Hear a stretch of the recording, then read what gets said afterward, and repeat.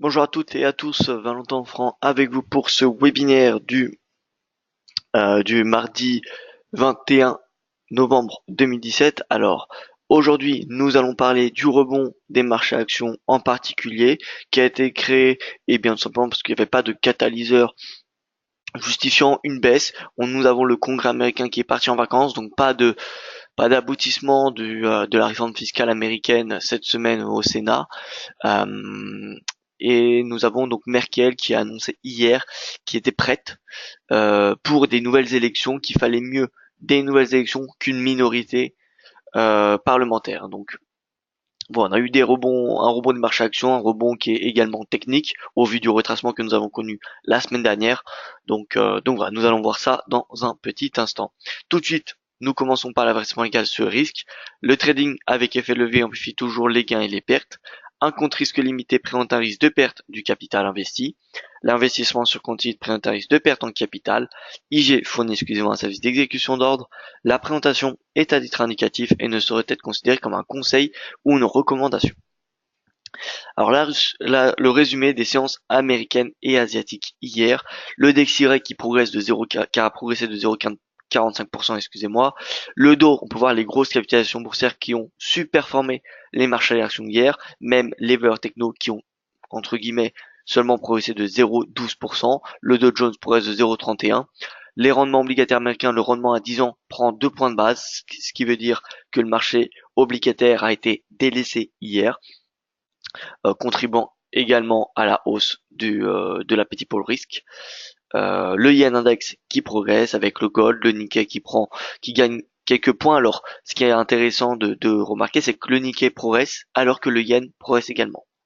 Ce qui veut dire quoi? Ce qui veut dire qu'il y a vraiment de l'appétit pour le risque ce matin. Voilà. Il y a l'appétit pour le risque parce que même avec la corrélation négative qu'il existe entre le Nikkei et le yen, eh bien le Nikkei arrive de progresser. Le Hang Seng Index progresse de 1,29% et le MSCI Pacifique est sur une touche assez neutre, moins 0,23. Nous passons sur le calendrier économique. Alors nous avons eu les minutes de la RBA cette nuit qui ont abouti à des taux inchangés comme vous le savez. Pour faire un résumé du communiqué, eh bien au vu de la concurrence en Australie, les marges des entreprises sont sous pression, les hausses des salaires sont donc assez diminuées et donc la pression inflationniste venant des salaires eh bien est assez limitée.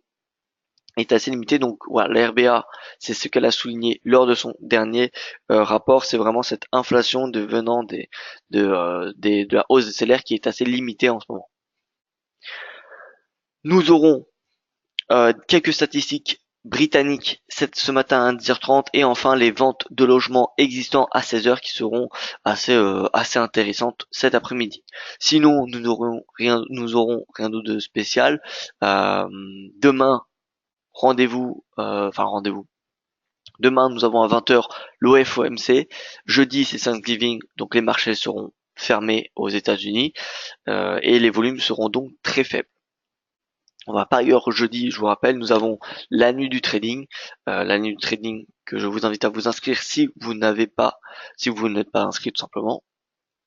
Elle aura lieu jeudi 23 novembre à Saloagram à Paris. Donc pour ceux qui peuvent faire le déplacement, écoutez, sachez que c'est gratuit, vous avez juste à réserver votre place, mettez vos coordonnées et vous pourrez assister. Alors toutes les informations sont sur cette page, vous avez le programme de la soirée qui est ici, DailyFX sera présent, donc voilà, c'est l'opportunité de rencontrer les équipes DailyFX et plein d'autres équipes, les analystes d'IG, etc. Donc voilà, n'hésitez vraiment pas à, à venir et donc voilà, donc je vais vous envoyer le lien.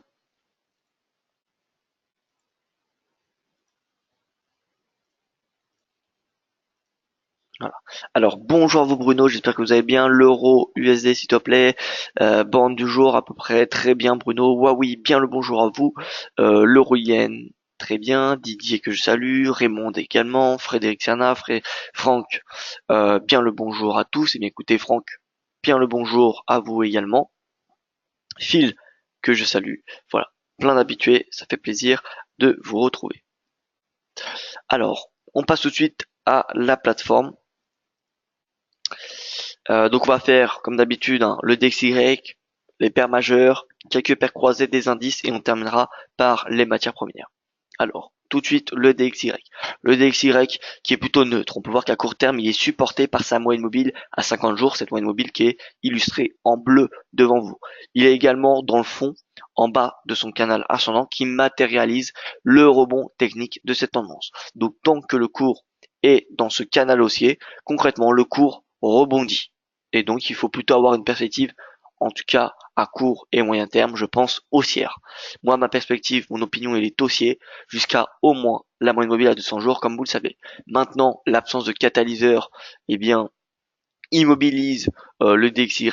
Nous avons que l'analyse technique qui vient supporter très légèrement le cours, mais voilà, nous avons bon le FOMC demain qui pourrait faire varier, influencer le cours du DXY, mais bon, honnêtement, je ne m'attends pas à grand chose, étant donné que eh bien ça devrait être des taux inchangés, un communiqué plutôt neutre, avec un taux d'inflation certes qui est bien mais qui est encore à améliorer.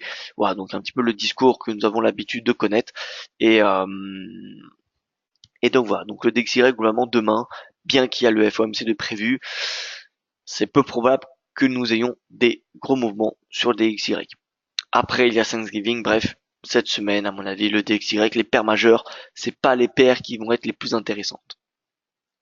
L'AUD qui continue à se déprécier. Alors dans le communiqué de la RBA, j'ai oublié de vous indiquer que, eh bien, la RBA a annoncé qu'un taux de change plus faible, bien évidemment, supporterait l'inflation. Voilà, donc c'est pas forcément utile de préciser parce que tout le monde le sait, hein, une baisse de la monnaie ça supporte l'inflation, mais ça veut bien dire que la RBA est toujours dans une perspective de politique monétaire accommodante et qu'elle en a besoin. Surtout qu'elle en a encore besoin. Voilà, donc l'AUD USD toujours baissier. Notre objectif à 0,7450 est lent, mais voilà, se déroule petit à petit. Petit à petit, il ira probablement à chercher son objectif. En tout cas, c'est ce que j'espère. Je pense qu'il peut y avoir un rebond technique vers les 0,75. C'est un sub psychologique, faut pas l'oublier. Donc c'est possible que que la USD rebondisse sur les 0,75 avant de venir chercher les 0,7425. Donc voilà, pas d'inquiétude. La tendance, elle est de toute façon baissière.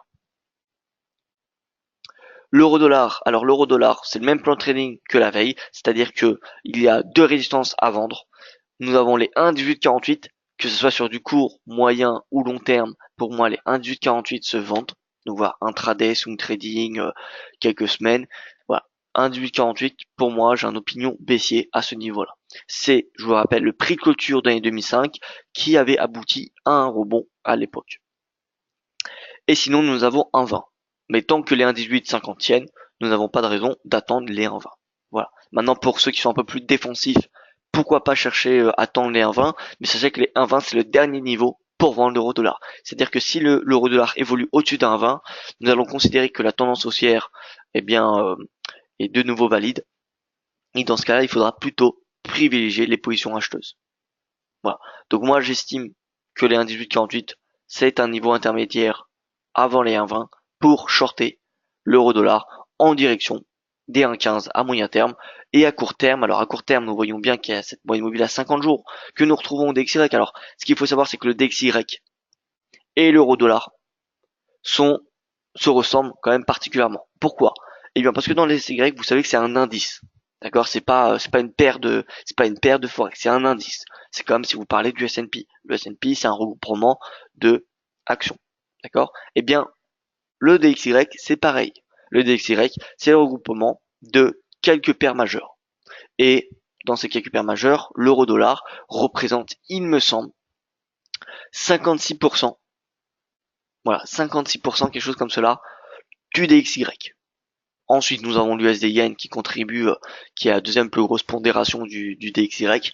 Et ensuite, nous allons retrouver le GBP USD, la couronne norvégienne, etc., etc. Donc, voilà, concrètement, l'euro-dollar, vous voyez que cette moyenne mobile à 50 jours sur le DXY, et bien sur l'euro-dollar, nous la retrouvons à peu près au même emplacement, parce que, eh bien, l'euro-dollar a une majorité, a un impact majoritaire sur le DXY. Voilà. Donc l'euro-dollar, moyenne mobile à 50 jours comme niveau de support, ça correspond également au plus bas de la veille, le plus bas de la veille qui est à 1,1725. Donc 1,1725, disons que c'est un bon niveau de support, je pense, en intraday. La résistance intraday, elle se situe à 1,18 et la forte résistance en swing trading, c'est 1,1850. Voilà pour vous, Bruno. Donc je continue les paires majeures, le GBP-USD toujours et encore supporté par la base de son canal ascendant. Concrètement, tant que le cours est dans son canal ascendant, l'analyse technique privilégie position acheteuse en bas et vendeuse en haut.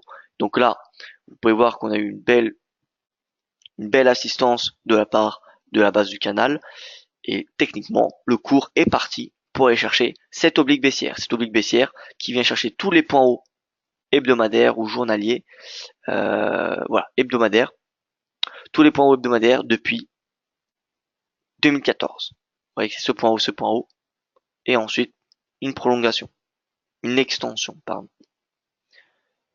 Et donc voilà, c'est ce niveau de résistance. Si vous êtes à l'achat sur GBP-USD, concrètement, vous pouvez viser ce niveau de résistance.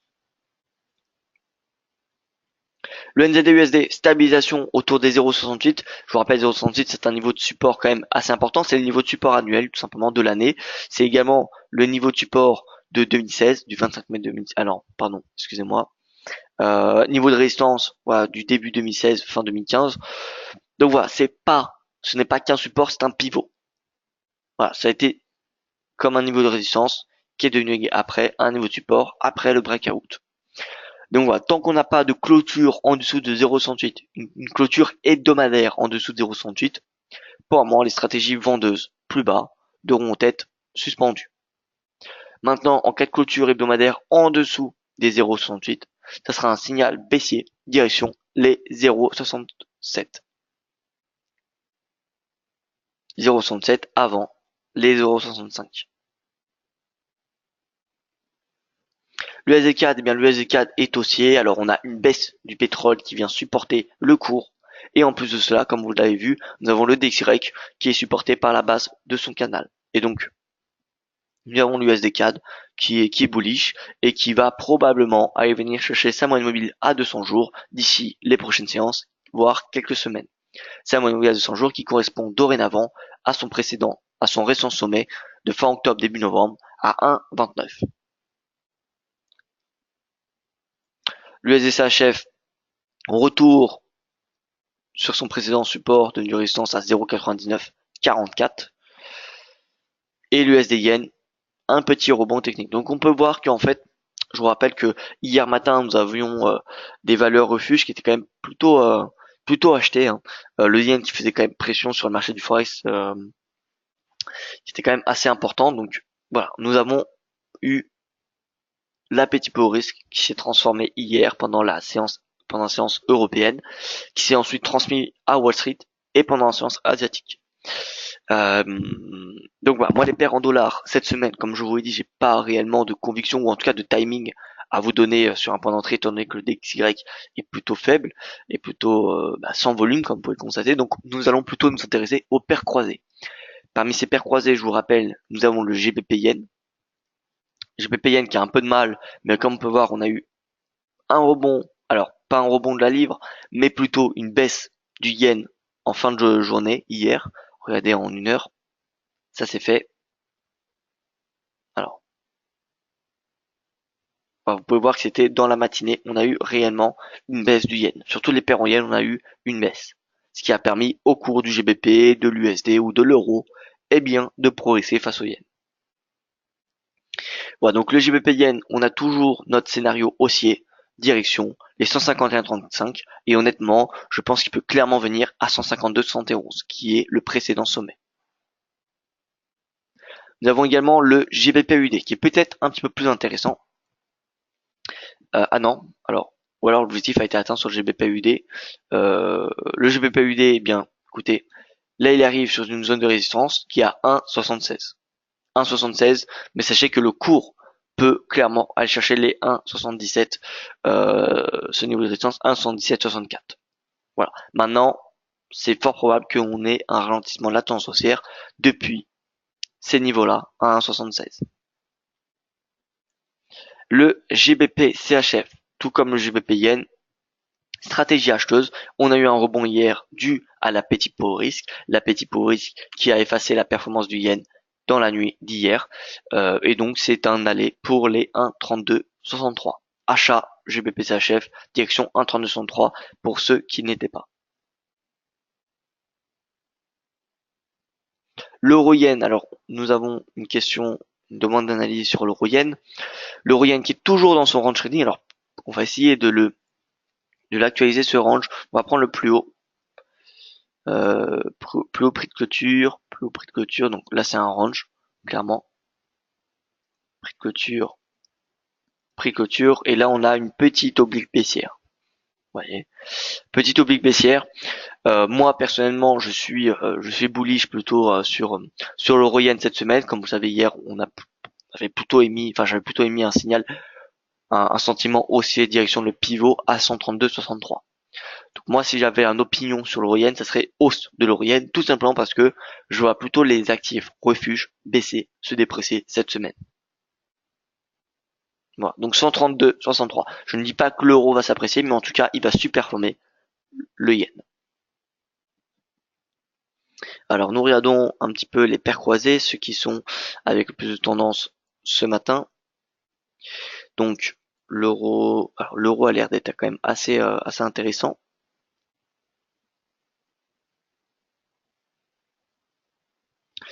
L'euro c'est la devise à acheter, hein, clairement. La UD baisse de 0,13, le NZD perd 0, d'accord. Donc l'euro AUD, le GBP AUD ou l'AUD USD. Voilà. Parce que on peut voir, bon, on a une petite performance de l'euro et du GBP. Donc euro AUD ou GBP AUD. Donc le GBP AUD, nous l'avons déjà vu. Car il est sous résistance, le GBP AUD, donc on va plutôt s'abstenir. Par contre, l'euro AUD, en intraday, je dis bien, il peut pourquoi pas être intéressant. Alors on avait un scénario de range trading, bien qu'on peut tout simplement annuler à ce moment-là, hein, étant donné que on a eu ce breakout. Alors, laissez-moi actualiser un petit peu. Nous allons refaire même ces niveaux de support résistance. Je vous invite, hein, réellement, si vous êtes un swing trader un petit peu comme moi je fais, c'est-à-dire que voilà, je suis plutôt sur du moyen terme, eh bien, c'est assez bien de retracer ces niveaux de support et résistance régulièrement pour, eh bien, avoir de nouveau un avis constructif. Parce qu'un bout d'un moment, quand on voit et revoit les mêmes niveaux de support résistance, eh bien, l'analyse, elle est elle est un petit peu bafouillée et on peut oublier certaines informations. Voilà. Et donc, refaire le graphique permet de voir des choses que nous n'avions pas forcément vues la dernière fois. Voilà, donc pour moi, j'ai tracé mes niveaux de support résistance. On a eu un breakout des 1,54. Là, concrètement, le prochain niveau de résistance, il est à 1,59,59. Voilà, donc c'est possible que l'euro UD aille sur ce niveau-là. Mais honnêtement, entre vous et moi, comme vous le savez, mince, bon, le DXY, pour moi, il est plutôt haussier. Si le DXY est haussier, ça veut dire quoi? Ça veut dire que le dollar est haussier. Et donc que l'euro-dollar tend à la baisse. Ce qui est le cas. Bien qu'on ait eu cette petite tendance haussière la semaine dernière, on a des points hauts qui sont quand même de plus en plus bas. Regardez ici.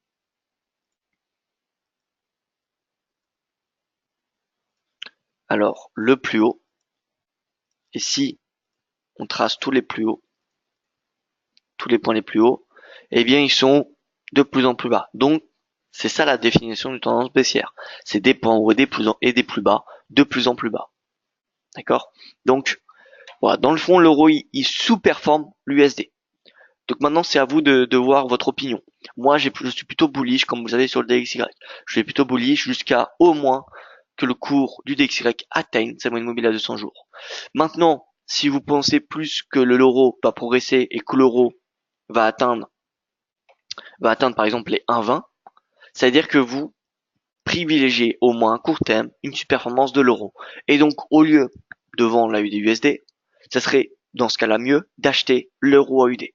Voilà, donc tout dépend concrètement votre opinion sur le dollar et l'euro. Si vous pensez que l'euro va superformer le dollar, alors privilégiez les achats euros face au yen, face au CHF ou face à l'AUD.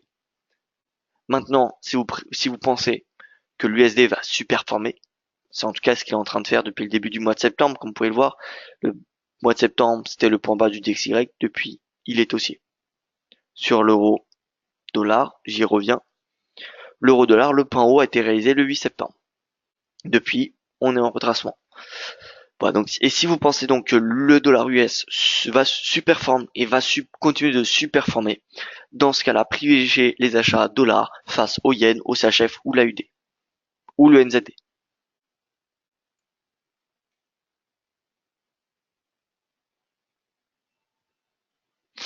Alors Bruno qui nous dit l'USD4 n'est pas loin de casser une résistance. Alors voyons un petit peu cela. Donc moi l'USD4, ce que je surveille encore une fois, c'est la moyenne mobile à 200 jours. Donc la résistance que je constate à court terme, elle est ici, 1,2892. Bah, c'est vraiment cette résistance entre le prix actuel et, les 1,2892 qui, voilà, c'est 1,29, hein, 1,2892, ça correspond à 1,29. Eh bien, entre le niveau de prix actuel et 1,29, moi personnellement, je ne constate pas de résistance. Après, il y a peut-être des résistances en intraday. Pour voir les résistances en intraday, moi je vous invite grandement à utiliser les points pivots. Vous mettez des points pivots, hop, vous mettez en horaire par exemple, et là vous avez des points intéressants. Le R1 journalier, le R2, etc. Voilà. Maintenant, bon, j'estime que j'ai pas besoin de vous donner point de pivot étant donné que c'est un indicateur. Par contre, mes niveaux personnels que je trace manuellement, c'est, à mon avis, plutôt ceux-là qui vous intéressent. Maintenant, comme vous savez, pour moi, les points pivots, si vous êtes très dans l'intraday, les points pivots sont quand même assez intéressants et donc voilà. Maintenant, je pense que c'est plutôt ces niveaux-là qui vous intéressent et qui sont, selon moi, plus importants que les points pivots, parce que c'est des prix de clôture mensuels, alors que les points pivots, c'est que le prix de clôture de la veille. Bonjour, la USD aurait-il fini sa descente? Alors non Yannick, la USD n'a pas fini sa descente. On peut voir, hein, le dollar US est concrètement dans le fond dans une tendance haussière, la UD est en repli, donc voilà, la UD USD, il n'y a pas de raison qu'il arrête sa baisse. Maintenant, s'il y a un ralentissement de la tendance baissière à 0,75, je ne serais pas surpris étant donné que c'est un seuil psychologique. Mais honnêtement, tant que le cours n'est pas à 0,7425, eh bien pour moi la tendance est baissière. En tout cas, pour le moment, on peut voir qu'on n'a pas de ralentissement. Maintenant, si vous avez envie, vous pouvez très bien prendre une partie des bénéfices à 0,75. Vous pouvez prendre par exemple 30% ou 50% de votre position et ensuite laisser courir le reste. Le reste, pardon. Bonjour Valentin, le Nikkei semble devenir hésitant. Est-ce qu'il peut être volatile malgré Thanksgiving et est-il véritablement dans un range intraday? Il couvre à 2 heures du matin jusqu'à 7h30 en cash. La stratégie du jour, selon vous, d'après Frédéric, etc. Alors Philippe, donc le Nikkei ouvre pendant la séance asiatique. Le Japon, il me semble que c'est à 1 heure, c'est à 1 heure, 1 heure jusqu'à 7h30.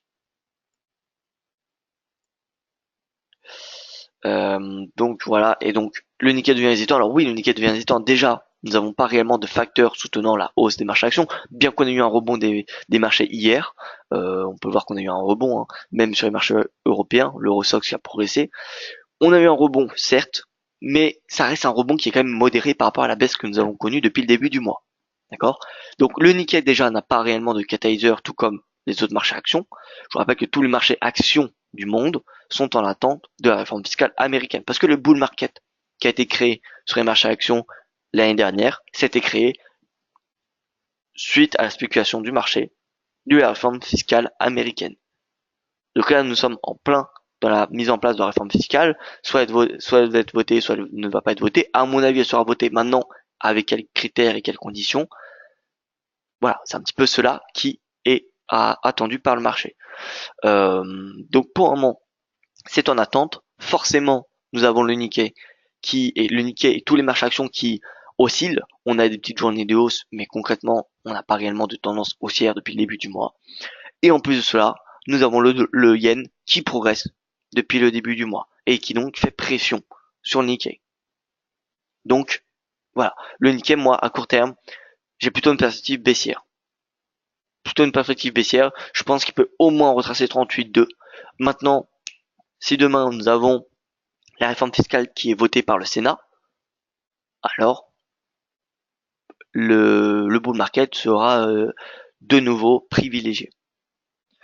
Néanmoins, on a le Congrès américain qui est en vacances cette semaine à cause de Thanksgiving. Donc, ça va être compliqué de faire voter la réforme fiscale.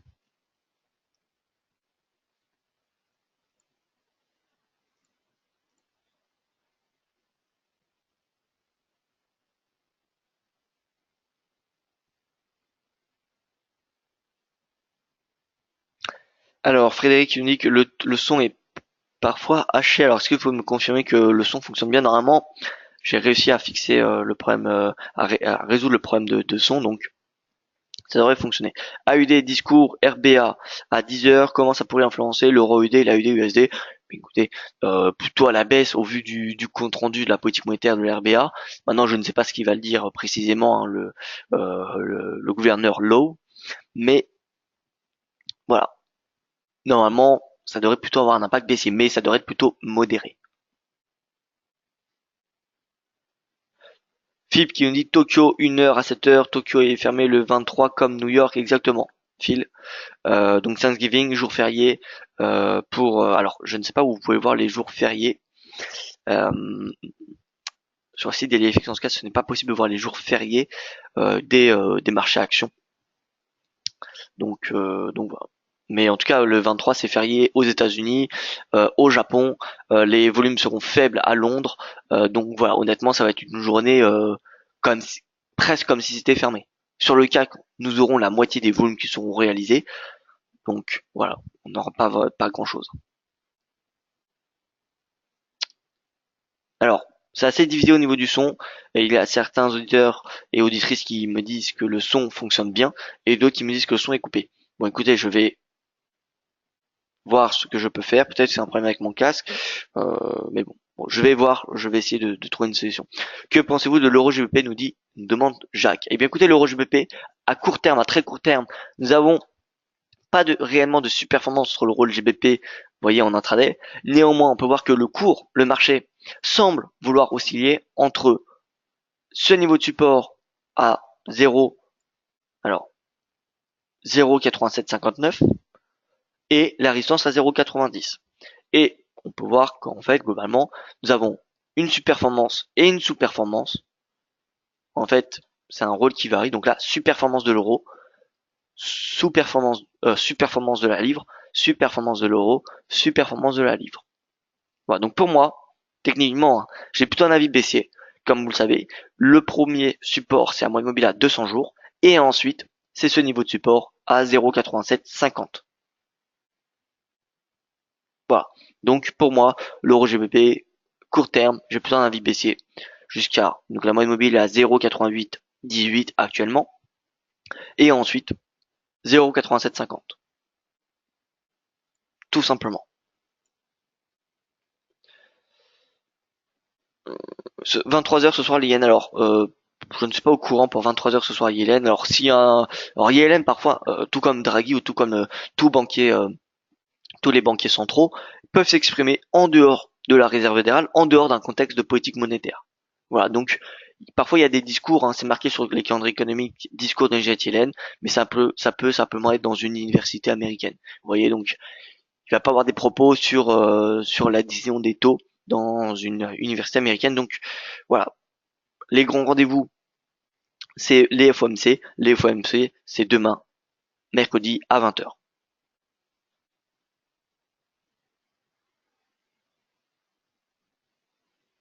Alors Philippe qui nous dit oui, ah oui, c'est vrai que Trump voulait passer avant Thanksgiving de préférence. Alors, non, il me semble que c'est pas avant Thanksgiving, c'est avant Noël. Enfin, faut pas confondre les deux. C'est avant Noël que Trump veut faire passer la réforme fiscale, il me semble.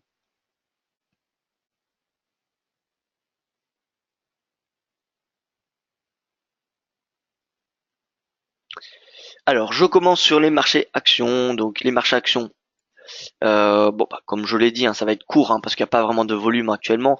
Mais voilà, plutôt une consolidation. J'ai écrit un article par ailleurs hier à ce sujet-là. Je vous invite à le lire, hein. Vous allez simplement aller dans le CAC 40.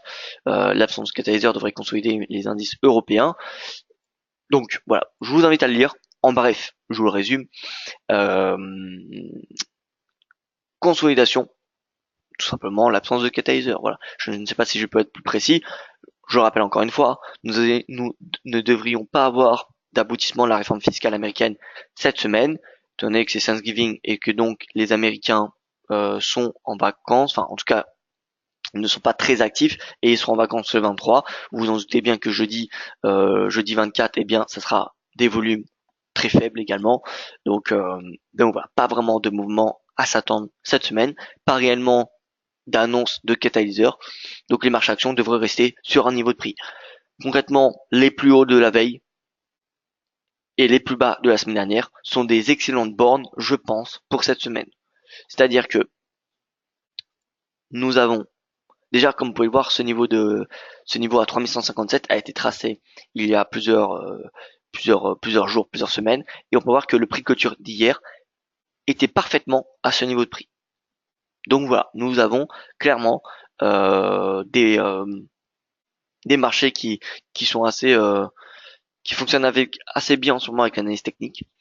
Et donc, sur l'Eurostoxx, la moyenne mobile à 200 jours fait office de niveau de support. Il n'y a pas réellement de raison que l'Eurostoxx dépasse cette moyenne mobile, étant donné que c'est une moyenne mobile forte. Il faudra donc de la volatilité pour casser cette, euh, cette moyenne mobile. Et la volatilité, cette semaine, je vous rappelle, déjà qu'elle est en ce moment plutôt faible, mais cette semaine, elle devrait être encore plus faible. Voilà, donc l'Eurostoxx à l'équilibre entre la moyenne mobile à 200 jours et les 3557. Le DAX entre les 38,2 à 12 897, c'est concrètement 12 900 points, entre 12 900 et la moyenne mobile à 50 jours à 13 054. Et le CAC, pareil, moyenne mobile à 200 jours, bien qu'elle soit encore un petit peu plus loin, mais sinon les 5288 et le plus haut de la veille qui est à 5350. 5350, on peut voir que ce niveau-là n'a pas été dépassé depuis la semaine dernière. Regardez, échec, échec, échec, et là on le teste ce matin. Voilà, donc 5350.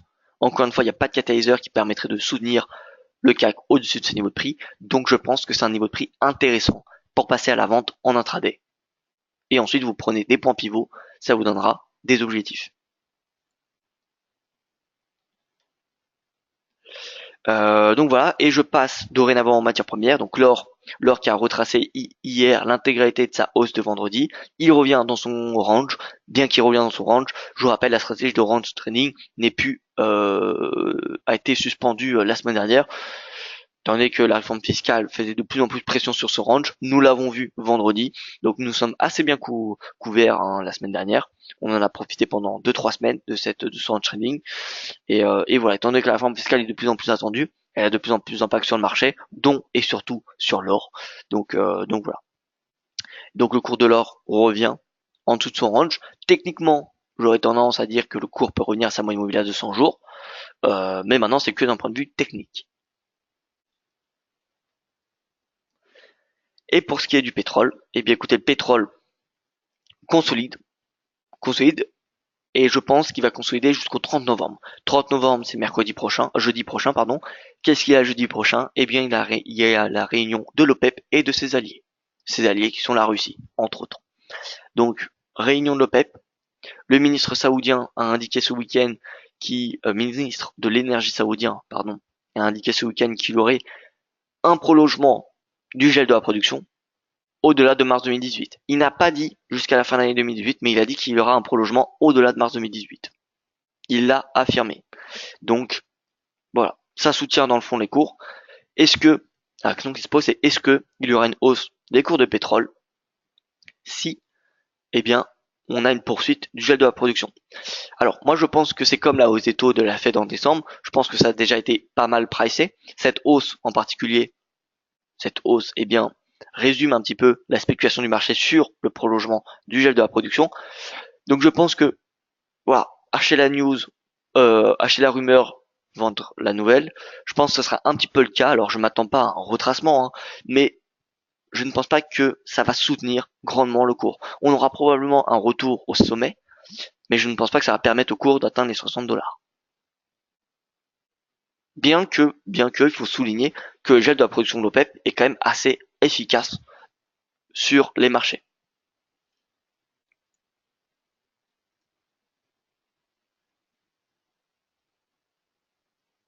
Alors, et le Tadawul Arabie Saoudite à part de trading. Alors écoutez, Tadawul, moi je ne suis pas du tout. On va le regarder. Nous allons le regarder. Arabie Saoudite. Alors, normalement, nous l'avons, il me semble. Alors, Tadawul, je ne l'ai jamais regardé, honnêtement. On va faire que l'analyse technique. Alors, normalement, nous l'avons.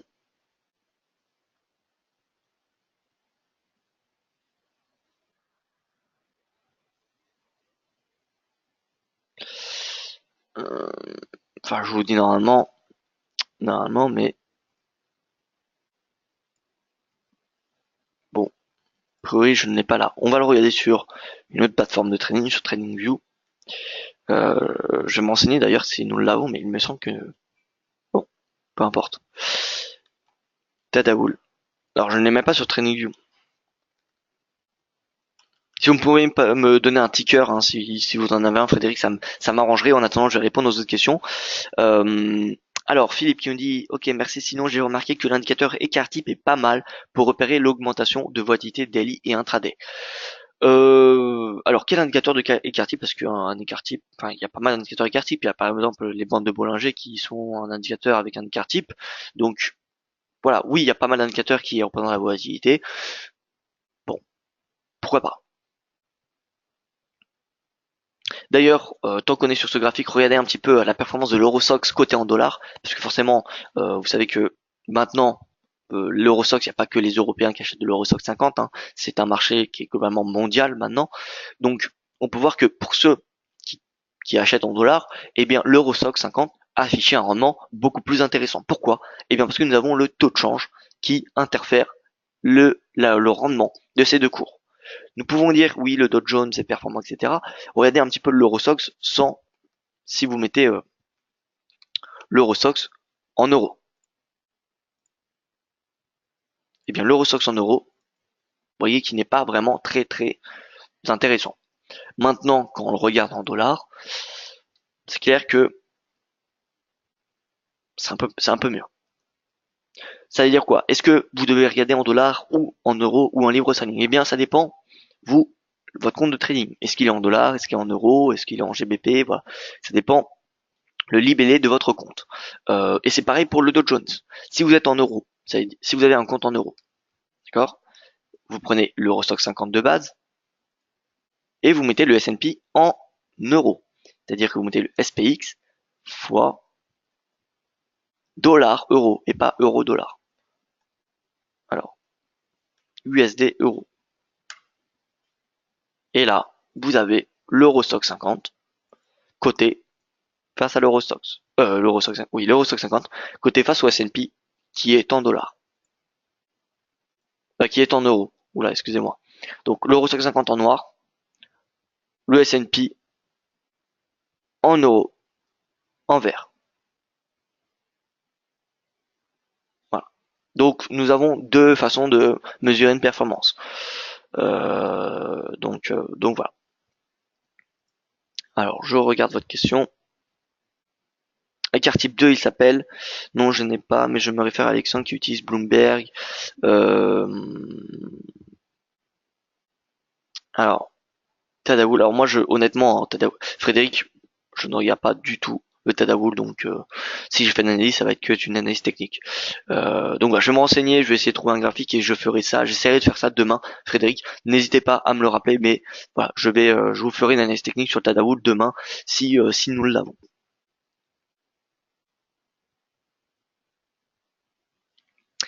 Euh, La paire du jour, eh bien Frédéric Balp, hein, comme je l'ai dit, paire du jour, eh bien nous avons l'euro ou le GBP qui sont assez intéressants. Nous avons également le dollar face donc au yen, au CHF, au NZD. La pire, celle la plus baissière. Alors laissez-moi vérifier encore une fois. Ça semble être l'AUD ce matin. Oui, c'est l'AUD ce matin qui est la plus baissière, donc c'est à vous de voir. Soit regardez l'euro dollar, c'est plus 0,06%. Donc c'est à peu près pareil. C'est-à-dire que vous pouvez soit acheter l'euro AUD, soit vendre l'AUD USD. L'AUD USD, nous sommes déjà à la vente. Donc c'est à vous de voir. Mais l'euro AUD, vous pouvez par exemple viser les précédents sommets. Les précédents sommet pardon, à 1,5650. Voilà, ça peut être un objectif par exemple.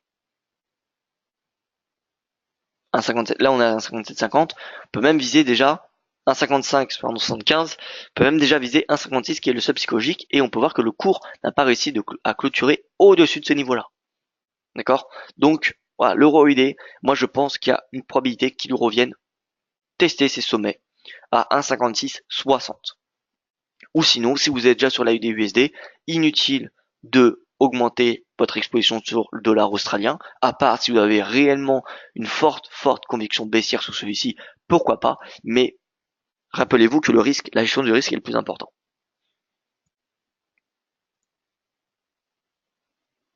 Ou simplement l'écartement des Bollinger. Oui, et voilà Philippe, vous mettez un écart type et l'écartement de Bollinger est selon la volatilité. Voilà, écoutez, merci à vous pour votre attention. Moi, je n'ai plus rien à rajouter. Je vais donc vous donner rendez-vous demain pour le prochain point de marché. Et écoutez, pour ceux qui n'oubliez pas de vous inscrire pour la nuit training, pour ceux que je retrouverai là-bas, ce sera jeudi. Rendez-vous jeudi à, il me semble, 16 h à la salle Wagram. Voilà, merci à vous pour votre attention. Excellente journée et rendez-vous sur le site dailyafix.fr.